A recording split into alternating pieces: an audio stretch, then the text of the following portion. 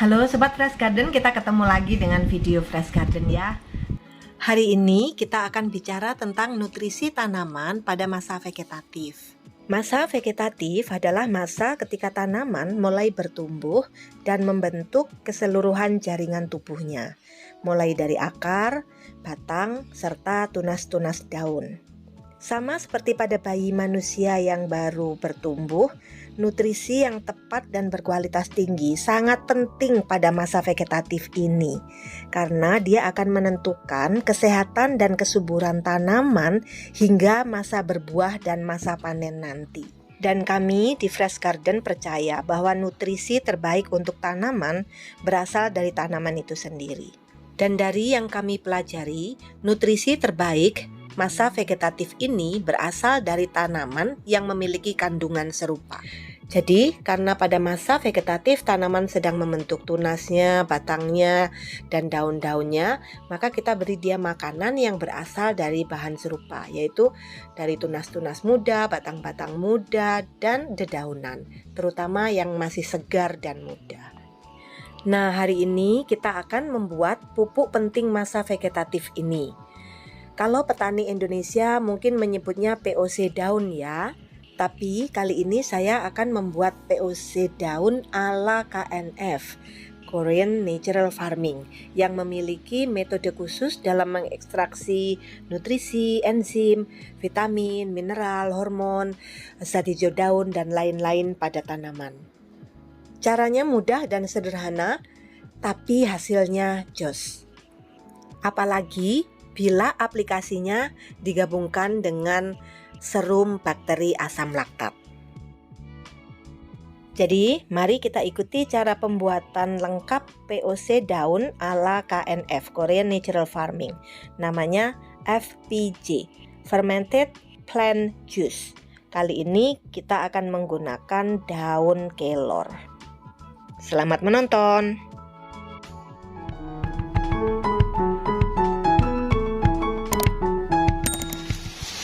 Ini adalah daun kelor yang tadi kita petik jam 6 pagi. Pohon kelor atau Moringa oleifera atau dalam bahasa Inggris disebut drumstick tree, gara-gara buahnya si kelentang itu yang enak banget di sayur asem itu mirip stick drum kata mereka, dikenal memiliki sejuta manfaat luar biasa untuk kesehatan. Dia bisa sebagai anti jamur, antivirus, antibakteri, anti-inflammatory, anti peradangan, bahkan bisa juga digunakan sebagai terapi antidepresan. Saking besarnya khasiatnya, banyak yang menjuluki tanaman kelor sebagai tanaman dewa atau tanaman ajaib. Di rumah, saya aplikasikan POC kelor ini bersama serum bakteri asam laktat atau BAL untuk tanaman saya, sehingga mulai dari semaian mereka sudah sehat, kuat, dan ijo royo-royo. Tanaman apapun yang Anda gunakan harus dipetik pada saat pagi, kalau bisa sebelum lewat jam 6, ketika masih terkena segarnya embun pagi. Itu saat terbaik di mana tanaman apapun memiliki kandungan nutrisi tertinggi. Sebenarnya yang kita butuhkan untuk POC ini bukan hanya daun saja ya, tetapi yang terpenting adalah daun muda, lalu tunas-tunasnya dan juga batang-batang mudanya. Daun kelor sendiri kaya akan protein, vitamin B1, B2, B3, B6, vitamin C yang sangat tinggi, zat besi, vitamin A, magnesium, folat, 18 macam asam amino, antioksidan, dan sebagainya. Pokoknya dewa lah. Kalau Anda nggak punya daun kelor, sebenarnya tanaman apapun bisa. Tanaman apapun yang memiliki khasiat buat manusia dan tanaman bisa dimakan ya, yang jelas tidak boleh tanaman beracun yang pertumbuhannya pesat. Jadi memang harus Anda harus pintar memilih nutrisi pupuk yang kita buat ini untuk menutrisi tanaman. Jadi memang harus dipilihkan bahan dengan kandungan nutrisi tinggi. Oke, caranya seperti ini saja. Daun kelor kita potong-potong. Namanya kan fermented plant juice. Jadi jus dari tanaman. Artinya tidak hanya daunnya saja, tapi keseluruhan batangnya juga. Hormon dan enzim dan vitamin dan kandungan nitrogen di dalam daun kelor dan batangnya ini jelas bisa menutrisi tanaman kita. Ini nanti nggak akan saya gunakan semua, sebagian nanti saya masak daunnya. Kita potong-potong kasar begini ya.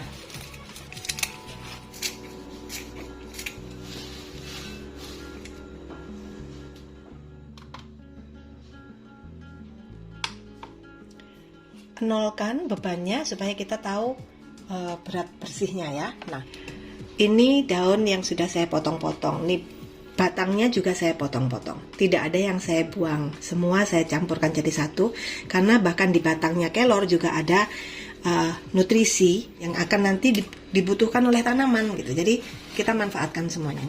Ya, kita akan timbang bahan dasarnya ini berapa. Saya tidak sarankan di blender karena nanti nutrisinya terburu teroksidasi ya, dan ketika di blender kan perlu air. Kita sama sekali nggak memerlukan tambahan air, jadi bersih seperti ini aja. Cuman 173. Oke, sekarang kita akan tambahkan gula. Ini saya gunakan gula tebu kering ya. Tambahkan gula dalam berat yang sama dengan berat daunnya. Jadi kalau daunnya 100 gram, gulanya juga 100 gram. 173 dikalikan 2 itu berarti 350. Oke, saya akan tambahkan sedikit lagi supaya jadi timbangannya 350. Nah, sip. Itu kan ya, timbangannya 350. Tadi daunnya 173 tambah gula jadi 350. Oke, sekarang kita akan uleni sampai semua sayurnya daunnya rata kena gula. Kalau membuat ini lakukan di dalam rumah supaya terhindar dari matahari. Untuk gula tidak disarankan menggunakan gula putih karena gula putih itu sudah sangat terproses ya, sudah refinasi, sudah mengalami pemurnian. Mineral dan nutrisinya berbeda dengan gula tebu bubuk. Paling bagus sih gula tebu bubuk yang kering. Jangan mau kalau dikasih gula yang kadar airnya tinggi ya, nanti karena dia tidak optimal untuk menyerap nutrisi dari dalam daun. Ini kan fungsi dari gulanya itu untuk proses osmosis kandungan nutrisi di dalam daun. Kalau daunnya kalau gulanya terlalu basah, nanti osmosisnya tidak optimal. Nah, seperti ini sudah mulai lembab ya. Sudah dicampur rata seperti ini sambil diremas-remas, campur rata dengan gula, diremas-remas begini. Kita akan masukkan ke dalam toples bersih.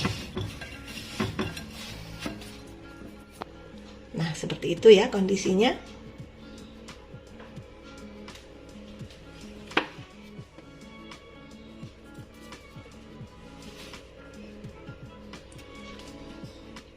Salah satu keunggulan sistem natural Korean farming ini adalah prosesnya harus bersih dan dia menggunakan bahan-bahan yang masih segar. Jadi dia bukan limbah, bukan sisa gitu ya. Akibatnya adalah pertanian organik yang murni menggunakan model Korean natural farming ini, ketika dia sertifikasi organik, kemungkinan besar lebih mudah lolos karena bakteri patogen semacam Salmonella atau E. coli itu rata-rata nggak ada ketika dites ya di laboratorium untuk sertifikasi. Kalau model-model organik lain yang menggunakan limbah dan sebagainya itu masih mungkin dia nggak lolosnya di situ, di kandungan patogennya. Dan Korean natural farming ini meminta kita melakukan proses dengan bersih. Gulanya gula yang bersih, yang bagus, bahannya bahan yang fresh, dipetik pada saat pagi, saat kandungan nutrisinya yang paling bagus gitu ya. Tidak boleh dari tanaman di pinggir jalan yang terpolusi, tidak perlu dicuci, tapi dikebas-kebas gitu ya. Kalau ada debu dikebas-kebas, tapi tidak usah dicuci supaya mikrobiom yang ada di daunnya tidak hilang dan sebagainya. Jadi saya senang dengan metode natural Korean natural farming ini karena bersih dan bahkan ini pupuknya ini bisa dimakan loh. Sekarang kita akan masukkan ke dalam toples penyimpanan. Ini dimampat-mampatkan begini. Ini sebenarnya kurang ya. Harusnya minimal separuh dari toples. Oke, kalau gitu kita habiskan aja bahannya supaya jadinya banyak. Karena itu volumenya masih sedikit, saya akan lanjutkan deh. Saya akan tambahkan dengan ini ya. Ini akan saya proses saja sekalian, nggak jadi dimasak.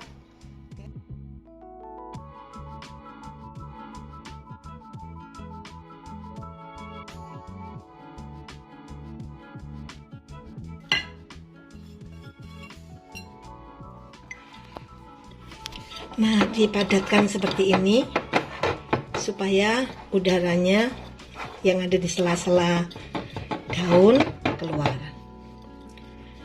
Oh ya, jangan beranggapan gula merah tebu itu mahal ya, karena Anda tidak terlalu banyak menggunakannya. Sementara nanti hasilnya ini cuman sedikit dosisnya. Nah, sekarang untuk menutup atasnya dari patogen juga, kita akan taburkan gula keringnya di atas.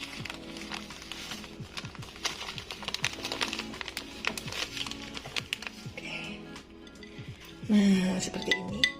Taburin gula sedikit di atasnya.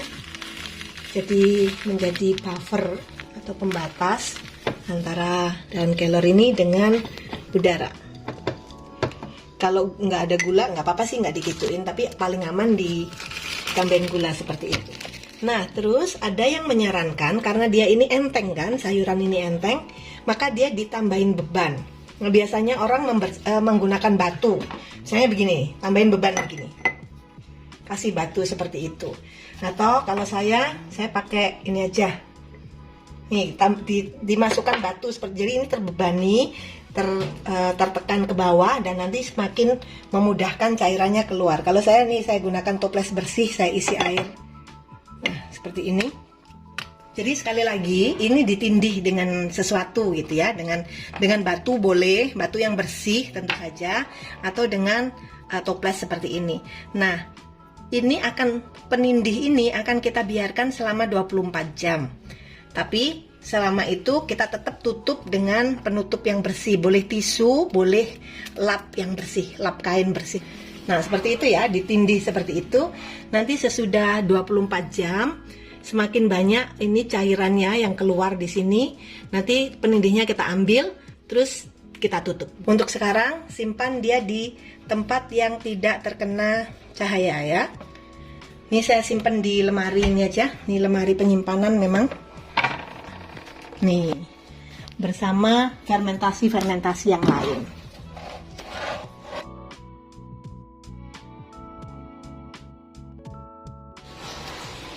Jadi ini yang kemarin kita simpan dengan ditindih toples ya. Nah, kemarin kan ini tanggal 17 Juli pembuatannya kemarin. Ini hari ini tanggal 18 Juli. Nah, kemarin karena pikir saya masih sementara, saya tutup dengan kain. Ternyata ini kekurangan dari tutup kain. Dia tidak rapat. Dia tidak serapat tisu yang dilapis 3. Mari kita lihat apa yang terjadi. Oh, banyak sekali semutnya. Kalau kena semut gini gimana? Nggak apa-apa. Dilap saja. Yang di luar dilap supaya dia tidak masuk. Sementara yang di dalam kita taburi gula lagi, gula bubuk, kita tambahkan gula bubuk ke atasnya, lalu kita tutup rapat dengan tisu. Biarkan semutnya ikut difermentasi bersama ini daunnya. Maaf ya semut, kamu sekarang jadi pupuk, salah sendiri masuk situ. Nih, ini yang terjadi ya. Sekarang cairannya sudah keluar semua seperti ini. Oke, dan ada banyak semut. Ini saya akan ambil penutupnya. Sisa gulanya yang nempel di sini saya masukkan seperti ini. Nah, karena banyak semut seperti ini, karena takutnya ada kontaminasi, semutnya cemplungin aja. Tapi ingat, daunnya jangan diaduk. Udah biarin aja, jangan diaduk. Biarkan saja. Habis ini kita akan tutup rapat dengan tisu sehingga semutnya tidak bisa masuk lebih banyak lagi. Semut yang di dalam kalau bisa cemplungin aja ke dalam daunnya.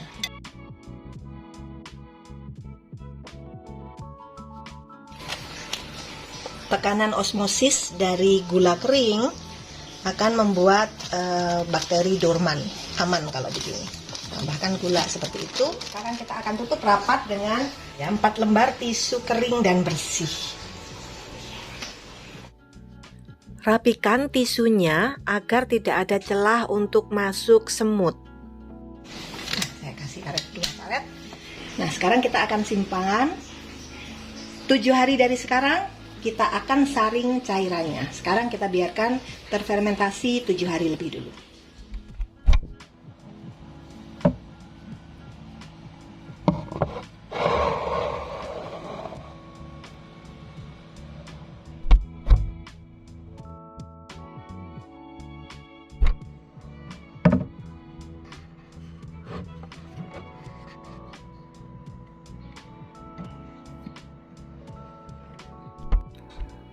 Ini saya membuat ukuran di toples ya, dengan menggunakan gelas ukur untuk memberi toples saya ini ukuran, panduan ukuran.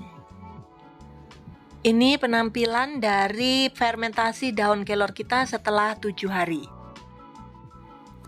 Kita siapkan peralatan untuk memanennya, toples bersih, penyaring, kemudian corong.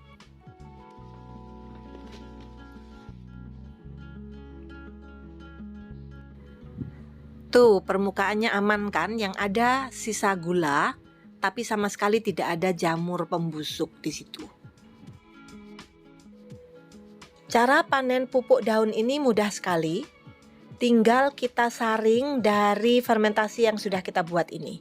Kita saring, lalu kita peras, kita ambil cairannya. Hanya seperti itu.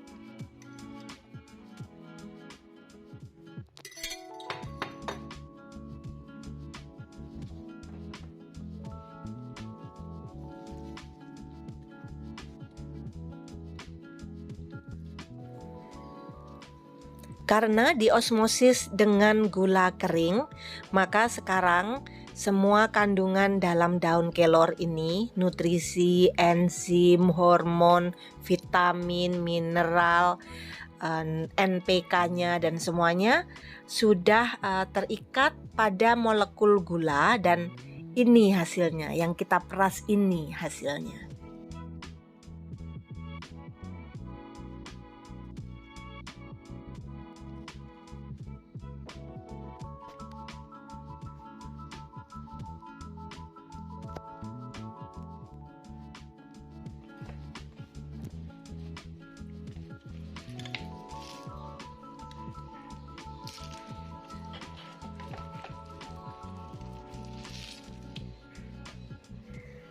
Peras dengan tuntas semua sisa ampasnya sehingga tidak ada nutrisi yang tersia-sia.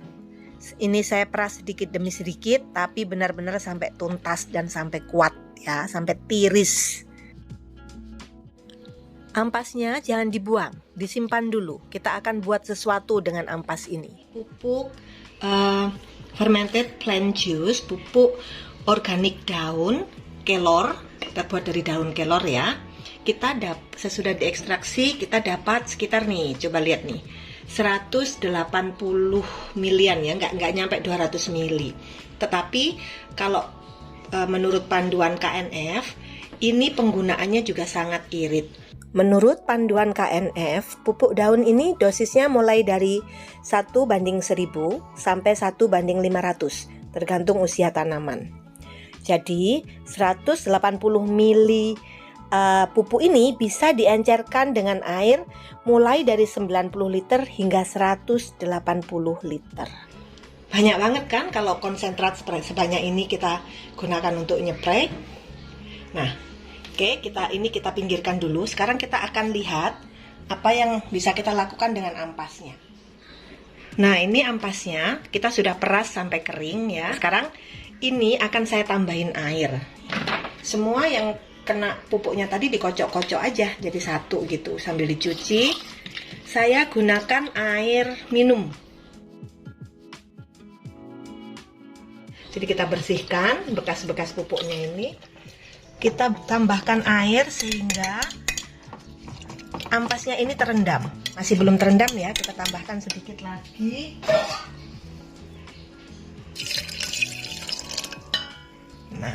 Nah, sudah terendam seperti ini. Sekarang ini akan kita biarkan lagi. Tidak usah ditambah gula, tidak usah tambah apa-apa, hanya ditambah air bersih saja. Saya gunakan air minum bersih supaya nggak ada kontaminasi. Lalu kita akan tutup lagi. Kemudian bersihkan dulu keseluruhan permukaan toplesnya agar tidak ada sisa gula yang bisa mengundang semut. Jadi semua daunnya ini kerendam ya. Nah, sesudah direndam seperti itu, kita tutup lagi dengan tutup tisunya yang kemarin. Terus akan kita fermentasi lagi selama 1 bulan. Nanti yang dihasilkan lebih mirip ke enzim encer, dan itu bisa digunakan sebagai pupuk juga. Tapi karena sebagian nutrisi sudah diambil di konsentrat sini, maka ini nanti dosisnya tidak seirit ini. Jadi ini mungkin 1:100. Kalau ini kan 1:1000 bisa, karena dia sangat kental, dia konsentratnya. Oke, ini kita simpan lagi di tempat gelap. Nah, yang ini yang akan kita lakukan adalah menambahkan gula setengah bagian dari cairan ini. Karena dia cairannya itu 180, kita akan tambahkan gula sebanyak 90 gram. Penambahan gula setelah ekstraksi ini sebenarnya tidak wajib ya. Ini hanya bertujuan untuk menstabilkan larutan dan menghentikan aktivitas mikroba bila masih ada, agar pupuk menjadi lebih awet. Supaya dia umur hidupnya lama dan stabil di luar kulkas, kita tambahkan gula. Nih, sudah sulit untuk mencair gulanya, maka berarti dia sudah sangat jenuh. Jadi kita total bisa dapat nih 200 ya. Oke, sip. Total 200 ml. Oh ya, ini Anda bisa makan. Pupuknya ini bisa dimakan. Ini isinya kan nutrisi kelor, daun kelor. Coba tak incipin. Enak. Nah, sekarang karena dia sudah selesai kita ekstraksi, maka ini tutup rapat boleh. Disimpan di luar boleh, di kulkas boleh. Kita akan beri tanggal. Fermented plant juice dari daun kelor yang sudah diekstraksi tanggal 25 Juli. Ini bisa bertahan sangat lama, bisa antara kalau di kulkas itu bisa bertahun-tahun. Kalau di luar bisa sekitar ya 1 tahunan lah ya, karena dia sudah ditambah dengan gula. Gula itu kan pengawet, karena molekul cairan itu begitu menempel dengan gula, dia akan keluar gitu. Jadi nggak ada lagi molekul cairan yang bebas yang membuat bakteri bisa hidup di sini. Jadi itu namanya osmosis. Nah, karena kekuatan osmosis, maka pupuk ini awet, apalagi kalau di kulkas ya. Ini kita akan simpan di tempat yang gelap.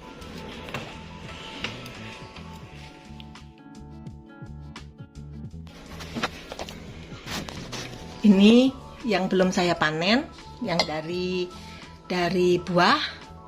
Nanti dia untuk masa generatif, sementara yang daun kelor ini untuk pupuk masa vegetatif. Ketika Anda baru pindah tanam, tanaman muda itu bagus sekali menggunakan ini.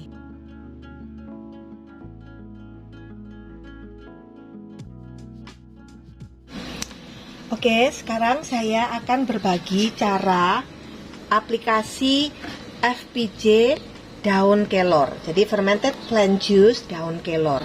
Karena ini konsentrat yang kental, maka kita menggunakannya hanya kecil sekali dosisnya. Dan FPJ ini dari daun apapun ya, dari tunas apapun, itu bagus sekali bila aplikasinya digabungkan dengan serum bal. Jadi dua ini kombinasi yang sangat bagus untuk tanaman. Oke, sekarang saya akan mencairkan balnya dulu. Untuk resep-resep dari Korean Natural Farming ini penggunaannya kan sedikit sekali. Jadi saya menggunakan spuit ya, agar pas takarannya, nggak lebih. Bukan perkara overdosis, bukan. Tetapi sayang aja kalau kebuang, karena dengan sedikit saja sudah bisa. Jadi ini saya ambil balnya sebanyak 3 mili. Lalu FPJ kelornya juga 3 mili. Dicampur dulu dengan air 1 liter, aduk rata. Tuangkan air yang sudah bercampur dengan bal dan FPJ ini ke dalam sprayer. Dan karena kita menggunakan dosis balnya 1:1000, FPJ-nya juga 1:1000, maka kita akan tambahkan lagi air sehingga total sejumlah 3 liter. Lalu aplikasikan dengan cara spray atau kocor ke tanaman. Nutrisi ini sangat bagus bila langsung terkena daun, tetapi bila dikocorkan ke media tanamnya juga bisa menyuburkan tanah. Dosis 1:1000 ini karena tanaman saya baru saja pindah tanam ya, jadi masih sangat muda. Nanti sesudah tanaman semakin besar, tetapi selama masih dalam fase vegetatif, maka gunakan dosis FPJ 1:500, ditambah sedikit. Sementara serum balnya tetap dosisnya 1:1000. Jangan kaget kalau sesudah aplikasi bal dan FPJ ini, tanaman Anda segar dan ijo royo-royo dengan vigor yang sangat bagus. Terima kasih telah menonton tutorial ini sampai akhir, semoga bermanfaat.